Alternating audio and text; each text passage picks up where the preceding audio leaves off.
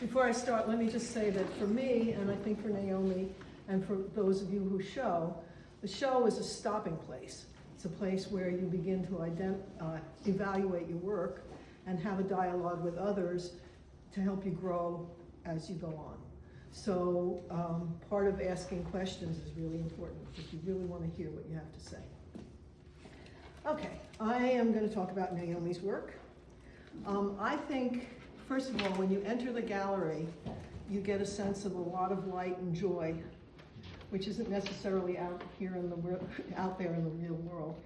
And Naomi's painting, Naomi's collages are quick looks. You get an immediate jolt of color, shape, and form and light, and a kind of wit. And then something happens. They become slow paintings, slow collages. If you look really carefully, you begin to see little nuances of things going on that you didn't expect. And they grow in content, they grow in a sense of, what are they really? And that's up to you. Naomi does her work in sort of an unconscious allowing of things to grow out of her process. So she's cutting out shapes and she's moving them around and she's doing all kinds of things. She's not thinking about content, but content shows up, especially if you view them as slow images. So I love this one. I love the way the oranges pop from the blacks. And I love how the whole thing is kind of gyrating and moving in space. And then my eye starts to walk around these little paths, and I kind of see them as footsteps, and they're kind of moving. Oh, I got to here. And all of a sudden, this becomes something to really look at, an intimate place within this whole big, immediate place. And it becomes a composition in itself. You walk again around and around. I love it right in here. This one blows my mind with the drawn-in pencil lines along with the collage, and this beautiful interruption between those two places. It's really, really cool.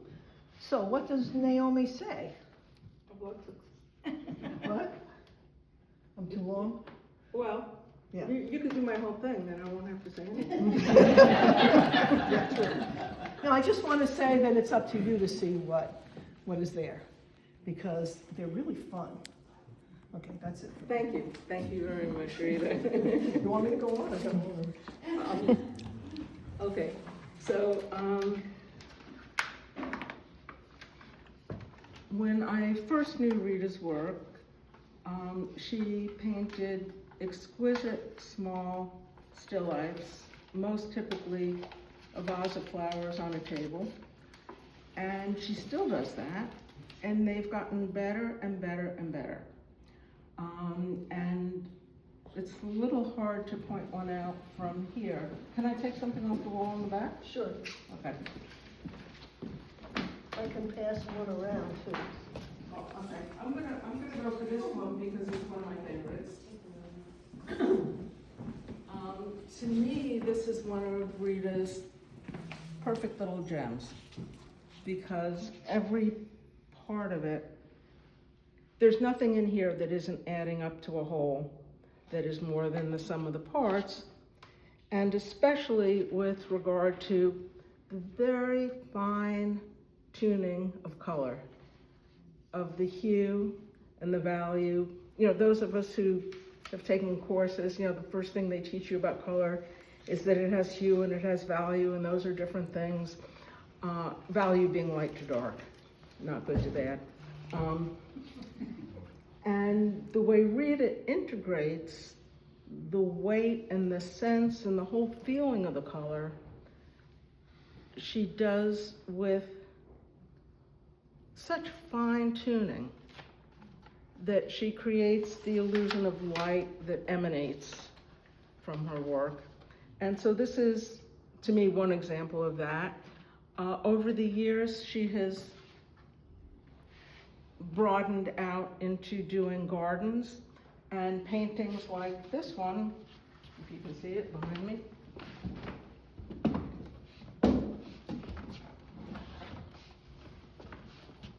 Okay, it's heavy, I won't drop it. And what I love in Rita's newer, bigger work is the way she's engaging the whole surface, and you feel these thrusts of energy that go out to the edges, which is something newer for her, and I find it very exciting. And I'll leave it there, Okay, and we can ask more specific questions.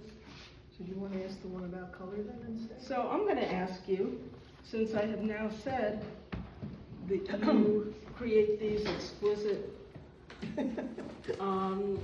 color relationships that emanate light, how do you do that? We'd all like to know.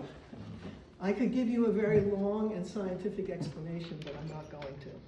If you want to know, see me afterwards, because it'll take too long. And also, if you read a little bit on this wall over here, there's some things about color. On the opposite wall, you have to go around and see it. First of all, why do I do it? I love color. Color to me is probably the reason I paint for the most part. Of all the different elements, line, shape, value, color, color's it for me. And I intertwine that now with rhythm, and I think that's what's beginning to make the whole work like Naomi's talking about, rather than a static image of a flower sort of sitting there all by its little self in the picture plane. Hey, Joanna, hi. How do I do it? I think I ask a question. I said, I am very interested in perception and the idea of, is there a way that I can get at the energy of light in pigment color without losing the look of an object in space? So my question is about how can I do that? And I do that by reveling in the color, feeling it when I'm painting. I'm not thinking so much.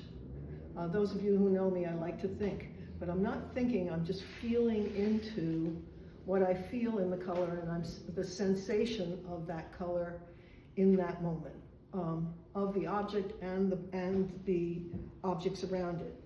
What has changed a little bit is that I started playing around with red. Oh, I forgot something, hold on. So I see color in terms of the spectrum. So in a rainbow, the white light of a rainbow is breaking up into a variety of colors, which are also vibratory. They're vibrations of color. And that's how I see color. I don't see pigment color in the ordinary sense. I see it as light. And I've been playing around with red. If you look at the spectrum, can you see it in your mind's eye? It's over here. Yellow in the middle of the spectrum is the most seeable of colors, not red. Most of the time people think it's red. Red is going off the deep end on the left side of the seeable spectrum and is a kind of heavy color. Could I make light out of red? And so these paintings over here are about that. They're about how can I create, or the one that you can see, the still life that you can see, can I get a lot of light out of a red pigment? By energizing the mass of the red shape of a color and intertwining it with rhythms, I can get at a combination of, I can get more light out of the color. So I won't go into the mass thing. No, I better not, I better stop, huh? I'm gonna pass around, so I'm interested in mass and energy. And can I find the relationship between energy and mass? I'll leave it at that. I'm gonna pass around some experiments that I did, if they're here. Are they the ones on the floor? No. sorry. Organization's not my middle name. So I'm gonna hand these around. These are masses of color. They're yellow because yellow is my favorite color. And I'm intertwining them with sometimes analogous colors and sometimes with more complementary colors or colors that aren't the same.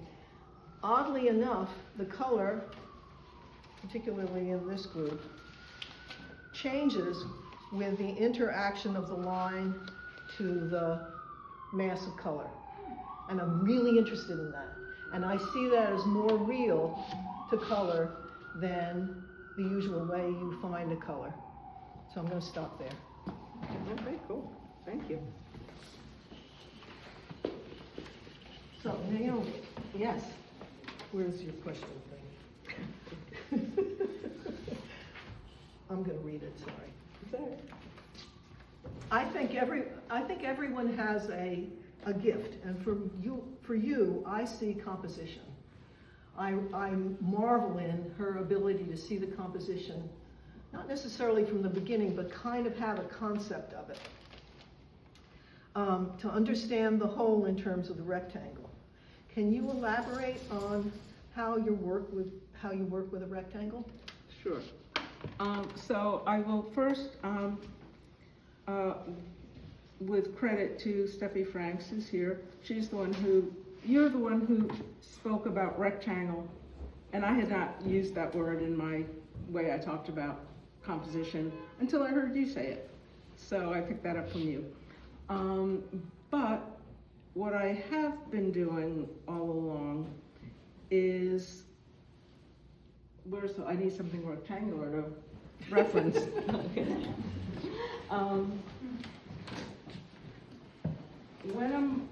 The way I'm thinking about composition, this comes in part from having studied with George McNeil many years ago, is a commitment to activate the entire surface. In George McNeil's class, if you put something in the middle and left the rest of it as background, that was a hanging offense. But I think a lot in terms of activating the whole surface.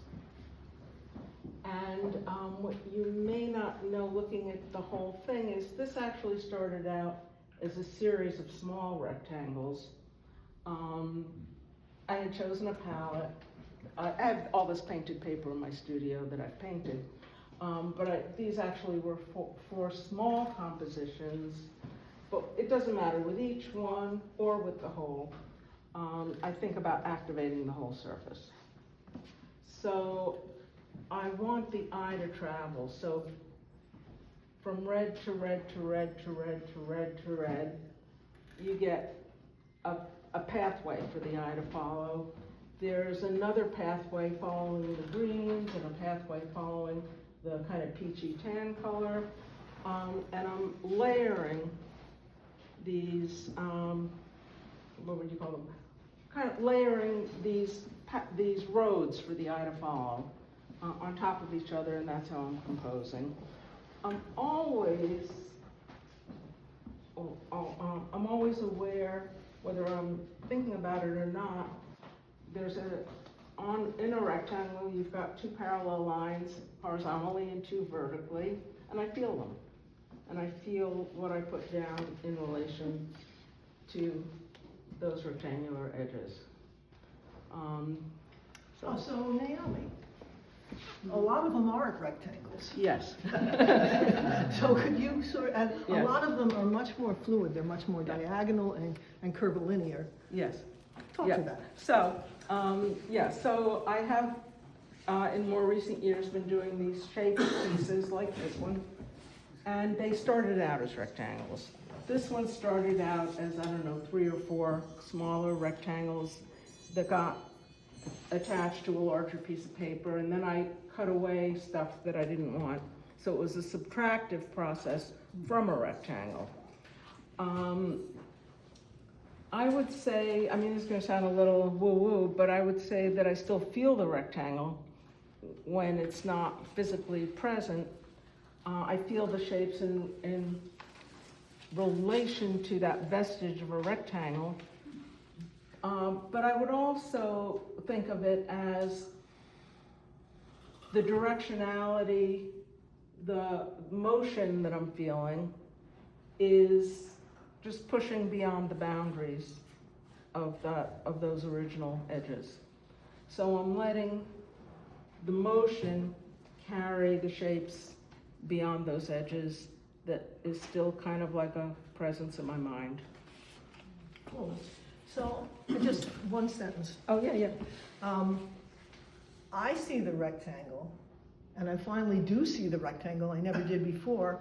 I always painted out past the edges, and then I would mat a picture as a rectangle.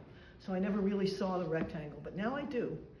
But I see the rectangle as pure energy, as a blank space in which you start to put a mark on, and that begins to interact and make mass in energy, and energy in mass. So I see it very differently, but we both work with rectangles. And we also work with line. And I'm curious about I better find the question. Anyway, I'm curious about your line. Okay, so just process-wise, I'm starting out with the large shapes of painted paper. And it's not until after I've got a bunch of them glued to the surface that I start drawing on it. And the drawn marks start out to connect the shapes. People have said, some people see it as like roadways, railroad tracks. I've heard different things. But I'm starting out, whether it's a row of circles or just a dotted line, connecting the shapes. As I build those marks, they do start to suggest little bits of stories, shall we say. So, some lines over here suggest a skyscraper. And so in my process, most of my thinking, 95% of it is formal. What if this color is here? What if this line is here? What does it look like? But kind of seeping out in between those formal thoughts, something starts to look like a skyscraper. And if I like that, I'll go with it. And I'll say, oh, look, what do you know? We've got a skyscraper, and I'll develop it a bit.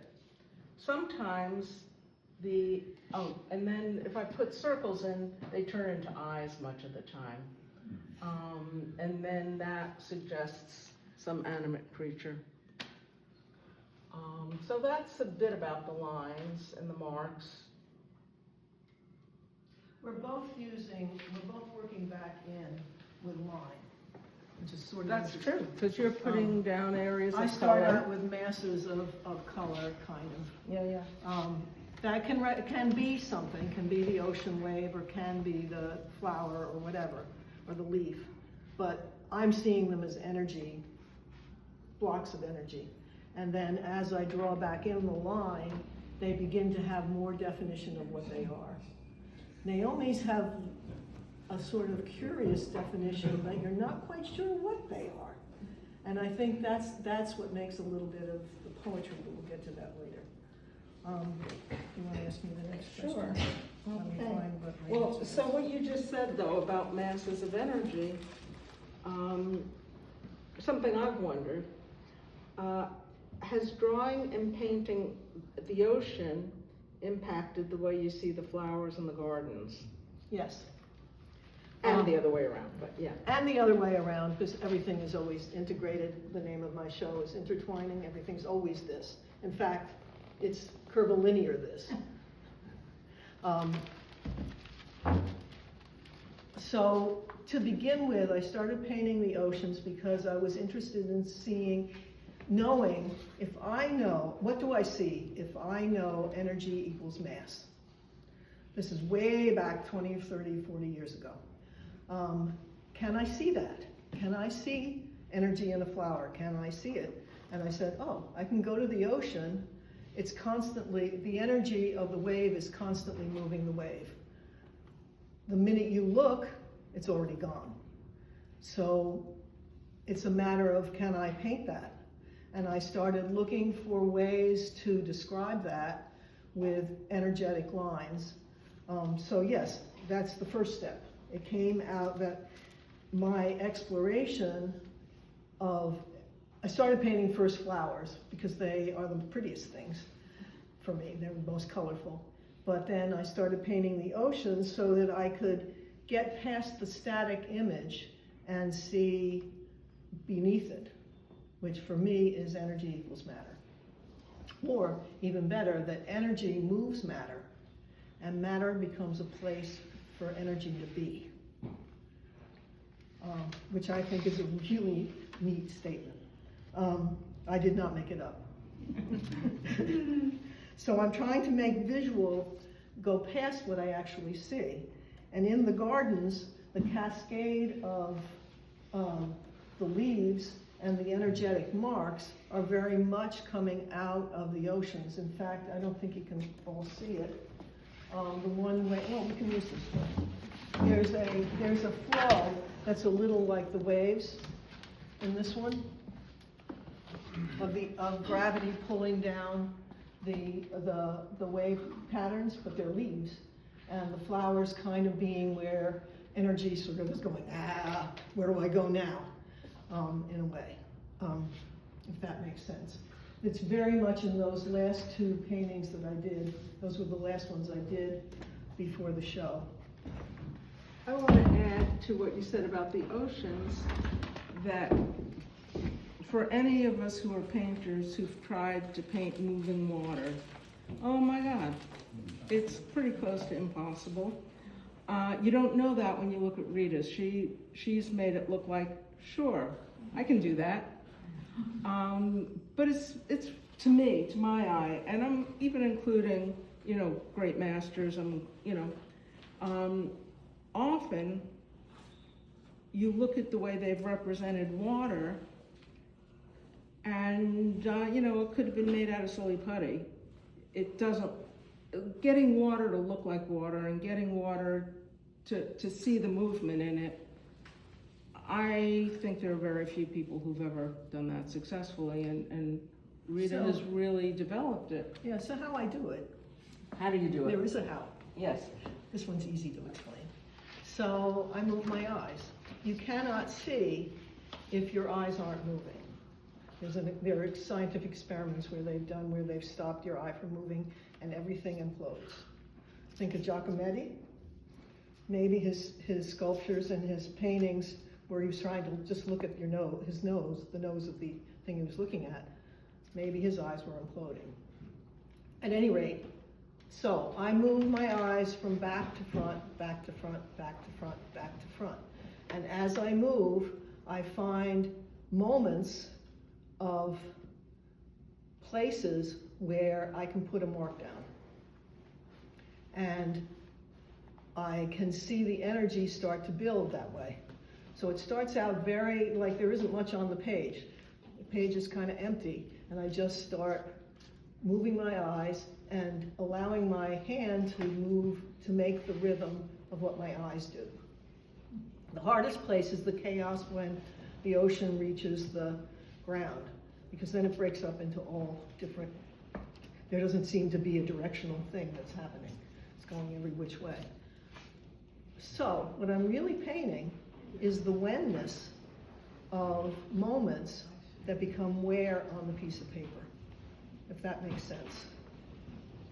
So I'm making visible my felt experience as much as making a wave in an ocean. So no, they are not one wave. They're an accumulation of my eyes. So that was what I was going to ask. Or is what we're seeing an accumulation of marks that have arrived there at different moments in time? Yes. And then when do you know that this collection of marks that you've made over the last however long How do I know? is describing a more general experience? I don't think I know. Okay. I think I just Or maybe I experience it's time it. to go in for lunch or whatever. It could be. I do them over and over. I go out really early in the morning, and I do one after the other after the other. I have sketchbook pages filled with them. And then you see the best ones. You see the ones that somehow do integrate. I guess I know when the rhythm reaches a place where appearance and rhythm make sense together. I think that's So the big ones that we're seeing, these are all done on the beach from yes, observation? They're all done from observation. So you do lots of little ones in the sketchbooks, but then you're also doing some bigger ones Right, out on the beach. and I work now, the new thing that's happened is I do work back into them a little bit because I'm looking for an aesthetic unity that may not have happened when I'm out there. And I will add a line here or a dot there or whatever, shape there. At what point in the mark making do the washes of blue or green or tan come into it? In the beginning, In the beginning? in the middle, and at the end. Pretty much, that sums it up. It's happening all together. It's an experience, it's moment to moment experience made into a stilled painting, I guess. Okay, thank you. Okay, I had your questions and now I've lost them again. Okay. I feel a kind of poetry in your work because the meaning is not overt, but suggested. Can you speak to that observation? Yeah, so I kind of touched on that a little bit, but I'll say a little more. Actually, I said, working in this direction kind of happened by accident some years ago. For those who saw my last show, I was just starting to go in this direction. I never intended to tell stories or to illustrate unconscious thoughts. And as I said, really 95% of my attention is on the formal, the colors, the lines, and the question in my mind always is what if? But it's what if I have this kind of mark on this kind of color? However, if I say that the work is only about that, that would not be true, because clearly something else is emerging, and I've kind of found a way of working that allows this other thing to emerge, and I don't want to put too much definition on it. In my mind, I mean, I could tell you what I see, the kinds of stories that I see, the kinds of imaginary, creatures and vehicles and whatever else I see. I don't like to do that because I enjoy so much hearing what other people see. And I think they are, as Rita said, they're not specific enough that they can only be one thing, with one exception. This little piece over here can only be a Tweety bird, a small yellow bird. That one does not leave so much room for other interpretation. And some of them do get a little more specific. Let me get out of the way. I think most people would see some kind of a silly car here. I called it clown car. Naomi used to paint in the city, and she painted cars on the street. Yeah. So, yeah. In my mind, that's sort of subconsciously coming out. Yeah, I come to this work after many years of painting urban landscape, and so that kind of filters through. What else? I don't know. I will mention, I've told this to several people, the work on this wall, these smaller shaped things, came about just in the last few months before this show. These are all from like October, November, December of 25. And when I was going through what work I wanted to show in this show, I opened my flat file and found a number of things that I really didn't like. I'm like, I do not want to show that. So I took a scissors to them and cut them up. And so each piece you're seeing here had started out as a rectangular composition with which I, a year or two later was not satisfied. So I just had fun cutting them up and putting them back together a different way. And I think the fun in what Naomi does is very important. As much as it's unconscious what you're ultimately making, I think there is an element of almost irony and fun in your work. Yeah. And there's really, you gotta come up here and see these guys close up, because some of the things that are happening, like in that one or in this one, and I love this one, I love them all, go past the identity of the clown car or the birdie into something else. I think so. I mean, I think they are telling some kind of stories. But you can each decide what the story is. Okay, we are gonna jump a little bit. Mm-hmm. Where's the last question? And I was gonna ask you a bit. Okay, you wanna ask me Yeah, first? I wanna ask you, so for all these years, you've kept many small sketchbooks, and you've had very much a daily practice of working in your sketchbooks. Yes. And now, more recently, you've started to share the sketchbooks with us. Some of the pages are on the wall, and if you guys haven't seen, there's a handout, a little brochure, a trifold of sketchbook pages that Jerry is holding up. So take one if you haven't. Which John made, by the way. John's yeah. over there. Hi, John. So I wanted to ask you, in the sketchbooks, we've got your visual notations, your little studies, and many of them are exquisite because at that very small scale, you really can get at some very accurate juxtapositions of color. But at the same time, they've got words. And the words could be above and below and around the sides. Sideways. But it doesn't, that part doesn't matter. And so I wonder, how do you understand the relationship between the visual notations and the verbal notations? What comes first? How do you understand them together? Okay, what always comes first is the painting. Well, that's mostly true, because there's also the reading that I'm doing not in front of the paintings, and that's in the back of my head somewhere, just as Naomi's unconscious is in the back of her head somewhere. So it's not consciously coming forward. So I paint a little painting, and I'm totally involved with just doing it. And words come into my head, ideas come into my head that relate to that.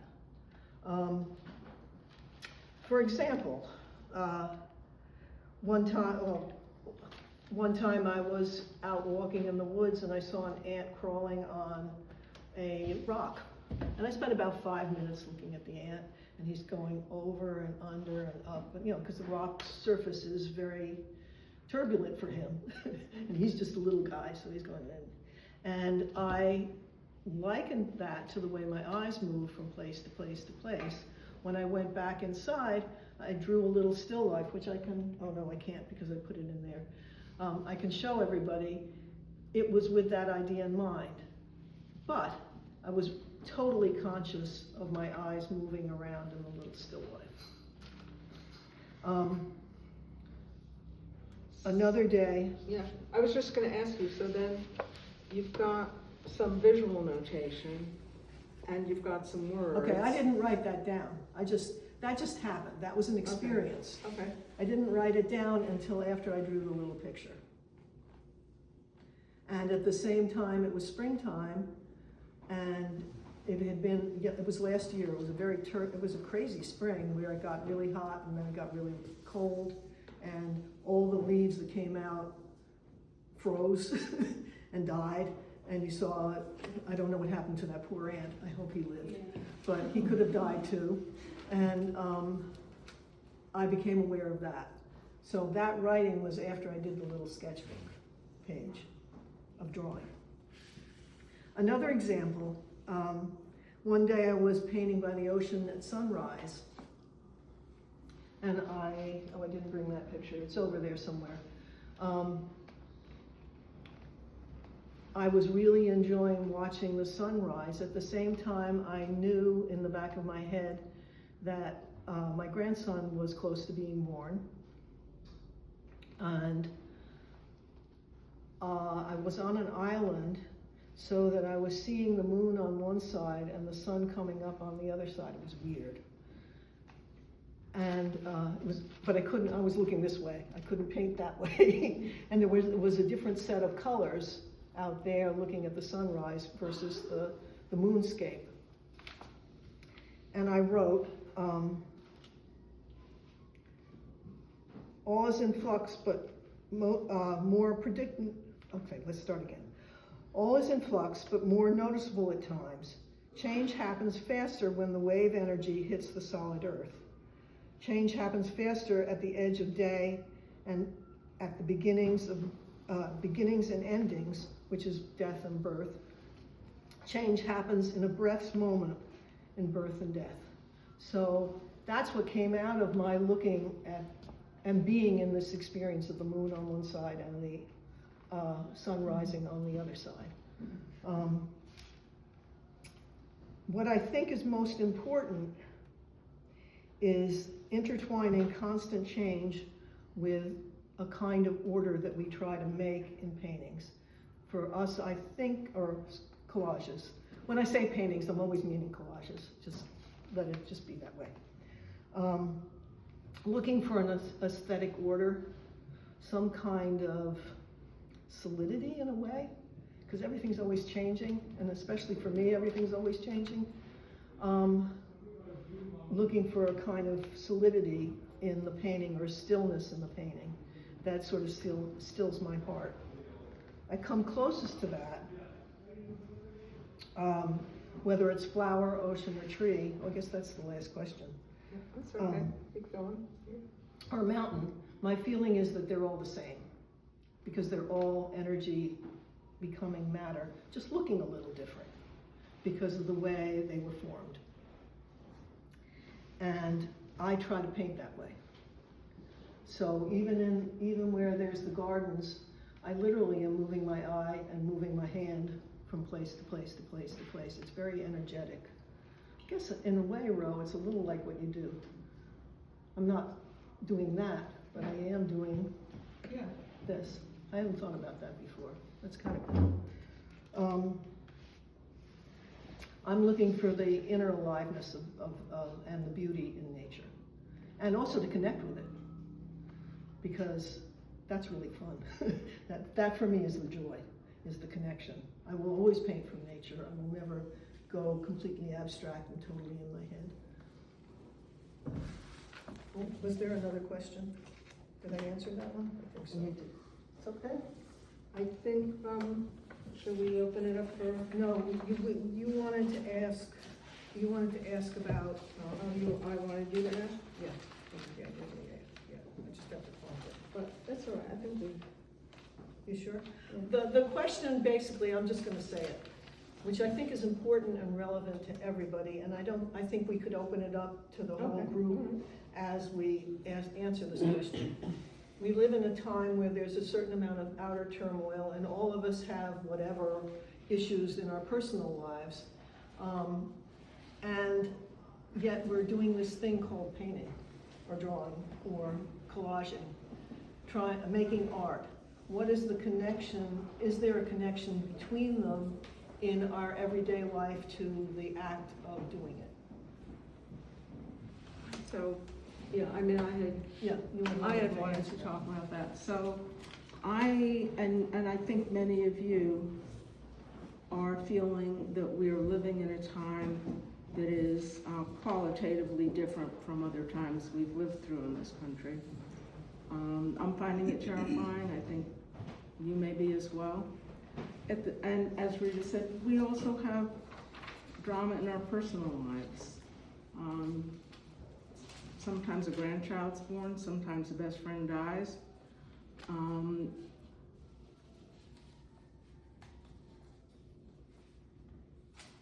And how do we integrate? For me, the question is, how do I integrate in my own life spending all these hours in the studio versus engaging in more direct ways with, both with taking care of people in my life, but also with the social upheaval, which for me is very important. I need to be engaged with resistance to what, in my mind, is descending fascism. I need to be, I can't just, for me, it doesn't work to say, in the studio, I'm making art. Art is what elevates human life, which I believe. And I'm not sure I could argue with someone who feels like that's how they're dealing with it. But for me, that's not sufficient. And for me, a real challenge right now is how do I both make time and energy to be politically engaged and to pursue my work fully. I wish I knew a better way to integrate them. Like my whole life, I have had these kind of two commitments and have had the fantasy that they would be more integrated. I don't know that I will ever get to that point. But it's a big question in my mind, and it's something I live with. I know some of you very much live with it. Some of you maybe don't. And so I'll just leave that there. Okay, so I'm one of those people who does believe that throughout history, art has played a strong, unifying way of keeping humanity in a place where it's not just about the power struggles and the wars and everything that happen. I think for me personally, that art is a kind of meditation on nature that gets past all that. And that possibly, this is a little woo-woo, but possibly in living that, doing that, being that, I am not protesting in public, but creating an atmosphere where humanity can grow past it. Maybe. Keep your fingers crossed. Will I go to the marches? Yes. Do I do as much as I can do? But I do less than Naomi does. And I do less than many other people, but it's, anyway. I also think that nature needs us to appreciate it. Especially in a time where, yes, we have political upheaval, but nature's fighting back. We have been not good caretakers of this earth. And nature's saying, hey, I can show you by all the storms and everything that's happening. So I think my appreciation for it, maybe, again, in a little woo-woo way, is helping it. What questions or thoughts would you like to share with us? Anyone? Each of you described a moment when you were selecting works for the show, the exhibit, and then for you they ended up cut up and put in a different form, and for you I think you said you left them aside. Can you say a little bit about the aesthetic judgment you have of your own work? Like when you say, like what are the terms that come to mind when you say, I think you said terrible at one point, like that's terrible, I don't like it. I was going to ask that question. You used a different term, but like, I'm just, when you're appraising and finding the words to describe your own, and some jump out to you, I want to show this one, some I'm not ready for, it's different than or less than others. So I don't have an easy answer for that.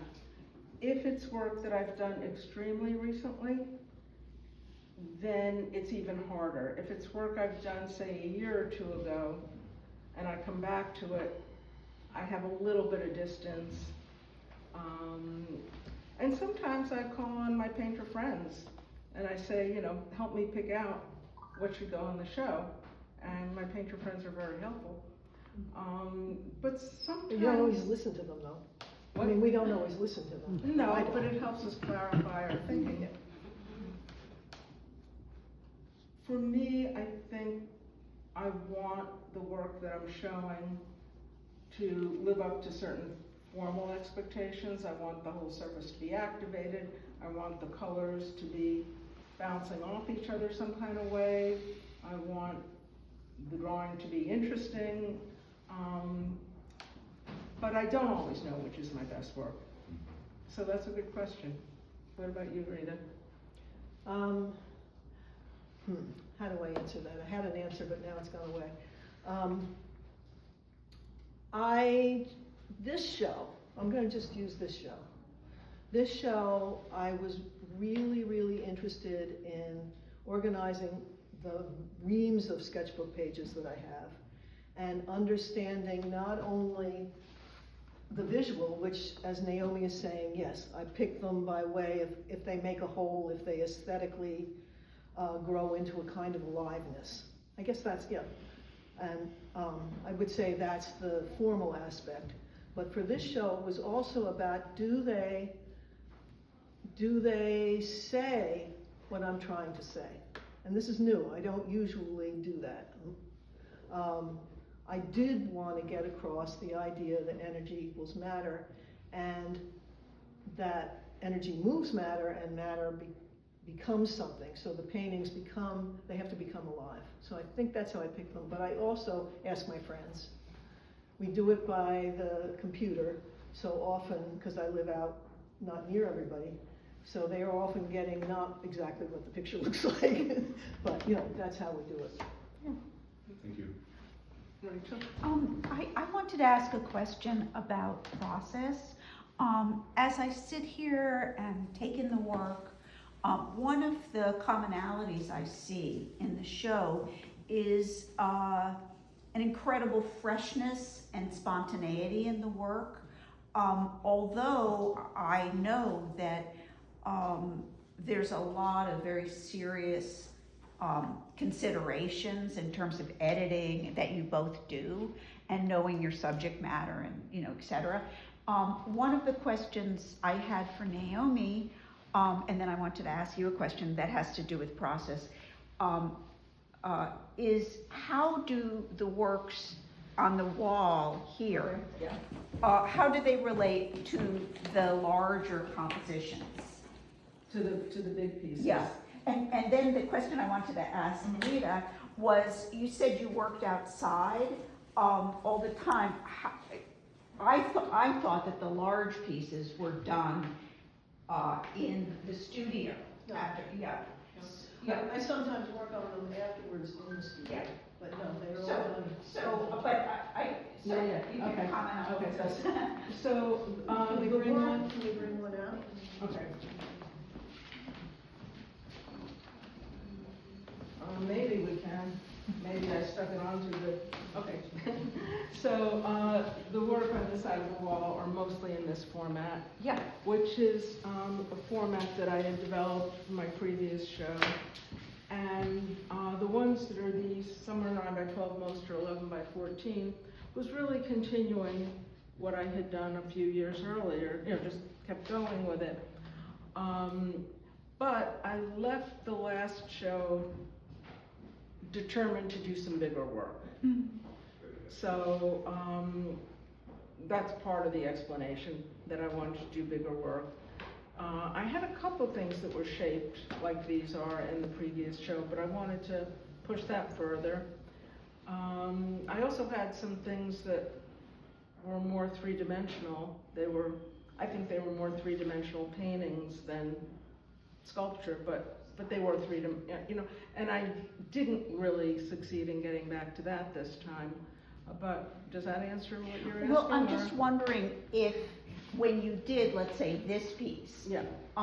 did it spark any of the larger work? Do you know what I mean? Did you work out certain things and then say, oh, you know, I'm gonna start now, you know, and then it grew out of it in some way? Rachel, I wish it were that clear. I wish I could say yes. It's possible, but not, I don't recognize that as a memory, Mm-hmm. so. Yeah, and I think that's true of me too. Yeah. I think I'm in the moment when I'm doing whatever I'm doing. And that's even when I'm thinking a thought. So I don't think one thing grows out of another in a sort of traditional, I'll do a drawing and then I'll do a painting from the drawing, blah, blah, blah, blah, blah. Mm-hmm. But it's all in here. It's all in Naomi's head and her eyes. So what do you do, if you work outside, what do you do in the winter? I paint out the window. You paint out the, yeah, so all this work was So- not winter? No, like this one is, it's about snow. Yeah. And it's a still life, but I'm painting the snow in the background. I can pass that around. I would like to be outside. I'd like to be Lois Dodd and go out in 30-degree weather, but I'm not. I used to. I can't now. Yeah, I have it's- big windows in my studio, and I can paint that view, but it's not very pretty. But I do. Ro? Well, I love following your work, and I have both of your works for years, so I'm really on board. But the experience of following it, and maybe my definition of the word metaphor, which means this stands in for something else, that the language in both of your works are stand-ins for you. And you're, well, that's metaphor. I think it's true of everybody's work. I'm Yeah, laughing because that's- it's true of everybody. Well, So- I think, I just wanna say, I think it's true of everybody's work if they are working in a way that's truly authentic to who they are. Well, even kids, that's a stand-in, you know. Well, but kids it's are all authentic. revealed. You know, they haven't learned how to bullshit yet. Yeah. Well, I'm talking about you guys, but so, back to the, you know, your political leanings, which are exactly mirror what probably everybody's thinking right now, just horror. When I experience your works, the strong, positive spirit of life helps me, you know, to be, it echoes something good and positive in me. I mean, you don't have to do the disasters of war or anything to be effective in this world that's so bad. Yeah, that's what I Because- was trying to say. Yeah. That was very well put. Yeah, and so, and then the other, these aren't questions, this is terrible, but I, I really feel Gustin in your Oh, interesting. journey of Okay. line, Oh, and well, thank you. if that's not a basketball bouncing down the thing, you know, and on, like I have my own, if that isn't a donkey, I'm really shocked, you know. And part of my problem is, you know, I set out to paint, you know, Guernica, and the next thing is very funny. Yeah, but you're helping me through the moment of. Yeah, and Well, thank Naomi you. said at one point to me that the way she dealt with some of the crises in her life was through humor. And I think that shows Yeah. through It's in what she does. bouncing away. I think, for me, I deal with crises by looking for beauty. But now, Rita, I just have to correct you on something you said about yourself. What did I say? Well, when you were talking about like the figure ground, you know, the thing on the thing, I'm thinking, how does Rita make a plane of color be space and light simultaneously? Because And there there's is, not the figure, I don't have that feeling that you do, there's this thing in the middle and then it's just that. I feel like the space is flat and full of light and full of Rita, you know, throughout, and your new stuff, you put gesture in there, you change the scale and you challenge yourself with red, and, you know, it's just exciting to me to follow what's going down. yeah, I use that to just, yeah, I shouldn't have, but Yeah, I love those things, I love those figures, because it's not figure ground. And No, I've it's seen not plenty of figure figure ground, And I am So- seeing, I'm not seeing in planes, which is something that's different between Naomi and me. I really am seeing in energy and pulse and flow. much more than I am push and pull, which is what most people are doing. Yeah. Well, I think, yeah, I do see in planes. We were taught to But see it was in planes. taught, well, by particular teachers. Yeah. I'm sorry, the woman in green, I don't know your name. Oh, Did it's- you have a question? It's Joanna. Joanna. One of Rita's students from many years ago. Oh, okay, hi, welcome. Thank you, Did yeah. you- I did want to ask, Rita, I've heard you say several times that you're seeing the energy, and I'm wondering for those of us who are wondering, what does energy look like to you? Oh, goodness. That's what I've been doing. That's a good question. And I don't know if it's one I'm that- gonna answer it sort of circuitously. I don't really know what energy looks like, because energy moves matter, but it doesn't exist. It doesn't exist in a look-alike, a physical form until it becomes matter. And then it can be in matter, but you're not gonna be able to see it. Also, energy is, well, energy moves matter. Energy is, I'm not gonna go there. I'm gonna tell a story. So in the last show, I did a whole lot of very careful drawings of flowers. There's just one in this show, and it's not very careful. It's mostly energizing the white space. I wanted to see if I could get every little detail, because I don't really paint details. I'm drawing this one flower, and it is truly exact. It's like a Leonardo, it's not a Leonardo da Vinci drawing, I don't get that far. But it's like really describing this flower. And then it jumped. It went to another place. It went to a place where, yes, it was a description, but the whole thing was energized in a way that had never happened before. So what does energy look like? I don't know. It looks like flower, tree, mountain, water. Your hair, my hair, your foot, it looks like that. And it's in everything. Does that help a little bit? But I don't really know what it looks like. You can read, there's a wonderful book called A Beautiful Question by a physicist. And he tries to describe the beauty in science and in how things fit together, how energy makes matter. He's a quantum physicist. So in that moment, when you were drawing something seeming very particular, and it turned to energy, what was the feeling that you had that made Oh, you? it was wonderful. In the pit of my stomach, it was like the whole world opened So up. you just knew that Yeah. it was, Yeah.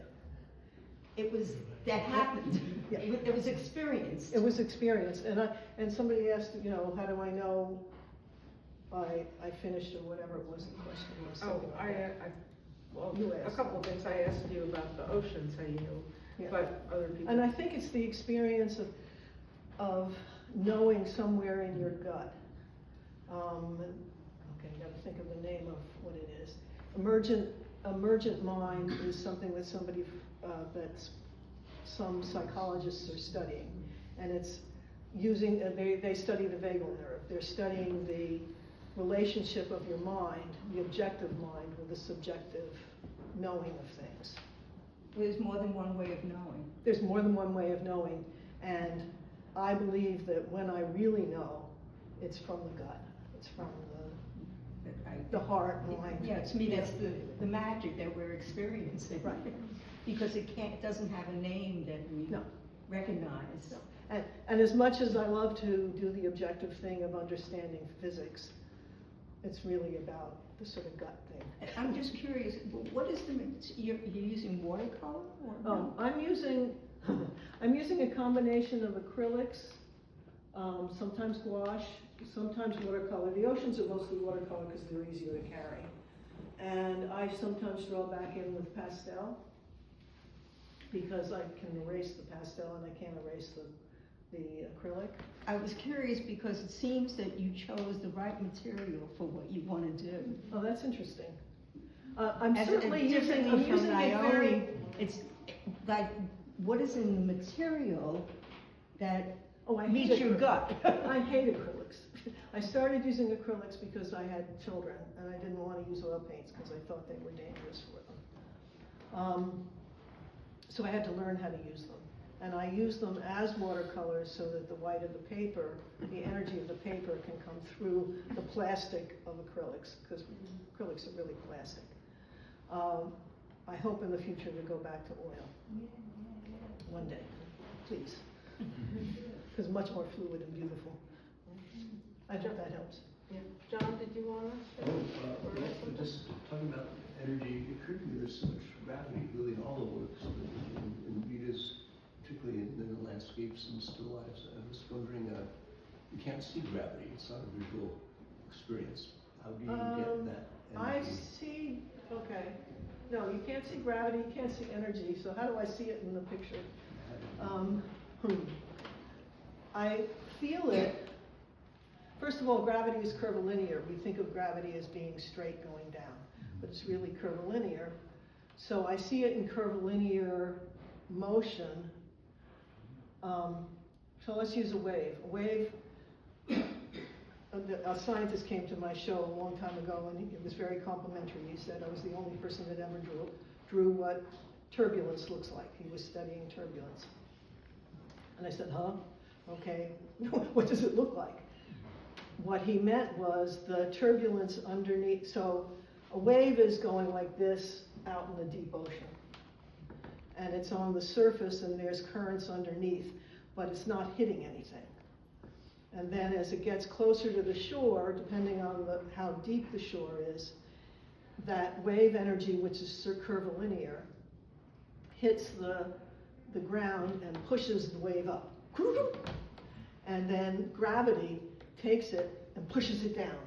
And then it hits the earth where there's no more land, where the land is, and everything goes and explodes and goes. That's how I see gravity, if that makes sense. Well, certainly for the beach seems for the flowers too. Yeah, because especially, so I'm looking, it's a little different because the flowers are moments of this sort of color spot, like Naomi's orange guys, and they're popping out of a flow. And leaves have a tendency to both wave in the wind and also droop a little bit towards the end of the day, especially if there's a lot of sun. So I guess yes, and not as much as the waves. There's not as much as happening as the waves. So I'm using a stroke. Well, maybe color too, some rhythms. And color, yeah. You get a sense of resisting gravity. Well, I love color, and I do love the space between colors. I see it very much like music, that there's a space between colors the same way as there's a space between C and D in music or D and E, and they're different spaces. They're not the same. All these works really gives a bit of gravity, so it's kind of wonderful to see how somehow gravity rises out of the visual. Oh, good, thank you. I'm glad it does. Any other questions? What do you meant by space between colors? You don't see it as continuous? Okay. Here goes the science.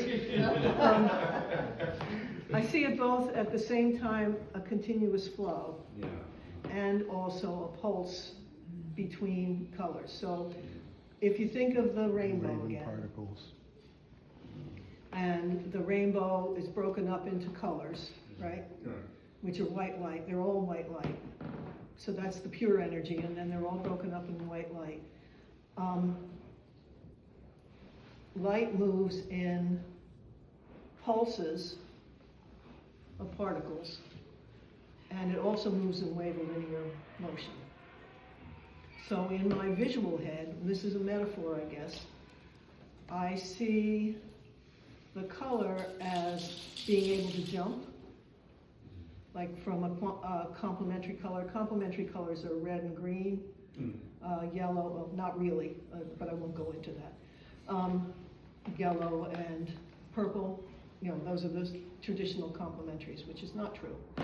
But, So I can jump from those, or I can move in a wave so that the green leaves could be yellow, they could be blue, and still be part of that green as a continuous whole.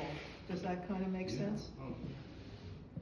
So I mean, that whole thing we were talking about before about creating energy, I mean, in my mind was, I mean, that's how you do it, like, Yep. red, right? I mean, it's contrast. Right, and you're getting a pulse. To And show- Yeah. do we have time? Yeah. I have to tell you one other thing. So in this book, A Beautiful Question, hopefully I say it right. So he's a quantum physicist and he's explaining sight and the way we see color. And I also know about Albers. Albers, for those of you who don't know who Albers is, he's somebody who did a lot of color relationship work. And his thing is that, you know, when you put one color next to another, it'll interact in a way you don't really know. It can do what you don't expect, which is why I love color. You know, like it changes. I put down a color, I go, whoa, no, he gods. That really made that illuminate. So his explanation is that wavelengths of sound move slowly enough so that they're linear. Wavelengths of light are further along in the electromagnetic spectrum, and they move very fast. And because they move fast, our eyes, who are taking in these little wavelengths or vibrations, cannot do it linearly. They're jumping irregularly the way quantum energy works, which is you can't tell whether it's in a place or not, whether it's, you know, you can't define it. To me, that coupled with, I hope I'm making sense, that coupled with Albers' idea that you don't know what that color's going to do. You put it next to a complementary color and it does one thing, you put it next to an analogous color and it does a whole other thing. And then the color over on the corner does an entirely different thing. And you went, oh dear. And then you have to go back into the painting and work on it again. That uncertainty, that unsureness of what things do, to me is really joyous and fun to work with. I don't really want to know, I guess. I think that, just to respond to that, what we have at our disposal are materials. Mm-hmm. We have paper or panel or, you know, whatever kind of substrate. We have pigments in whatever form they're in. Our goal, in whatever way we're doing it, whether representational or not representational, is to create a thing that will feel like it's part of life. Mm-hmm. And how do we use these, you know, it's like minerals out of the ground or chemicals or, you know, suspended in oil or in water. These color materials we have, or these drawing materials, how do we use those together with a piece of canvas or a piece of paper to make something that echoes our experience as human beings living our lives? Yeah. I love you, Naomi. So she takes, I go into the woo-woo, you know, all these big these complex things, and Naomi can always explain it in the simplest way, and I really appreciate that. We spend a lot of time talking to each other. I'm going to say that Rita and I are going to be here for a while, and we're happy to take more questions individually, but we're also going to invite you to join us for a glass of Prosecco or seltzer, and we're going to set that up. So please hang out with us. And